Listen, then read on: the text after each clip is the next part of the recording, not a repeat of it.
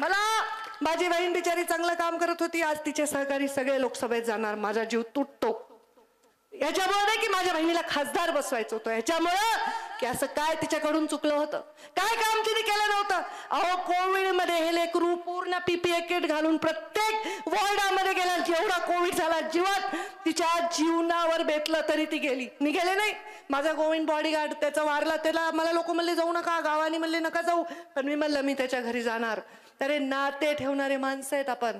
आणि तेव्हा जेव्हा कोविड मध्ये मध्य प्रदेशमध्ये राजस्थानमध्ये कोणीतरी मरत होतं तेव्हा मी त्यांच्या माणसाला जात नव्हती, विचारले, मी त्याला वाचवलंय, त्याला रेमडेसिवीर दिलाय, त्याला आयसीयू मध्ये भरती केलंय, त्याला एम्ब्युलन्स दिली आहे, असे काम आम्ही केलेत. आता परवा प्रीतमताई माझ्यावर गाडीत होत्या, कुणाच तरी ऍक्सिडेंट झाला, 5 मुलं जागच्या जागी ठार झाले, आम्ही त्यांचे आडनाव नाही विचारले रे, कधीच नाही. मग का असा प्रचार होतोय आज? असा प्रचार होणं हे या जिल्ह्याच्यासाठी चुकीचं आहे, या जिल्ह्याच्या भविष्यासाठी चुकीचं आहे.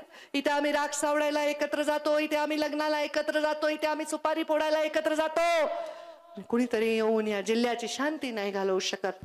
महाराष्ट्रातील ताज्या बातम्यांसाठी बघत रहा टाइम्स टुडे 18 न्यूज. सोबतच शेअर करा, सबस्क्राईब करा आणि बेल आयकॉन प्रेस करा.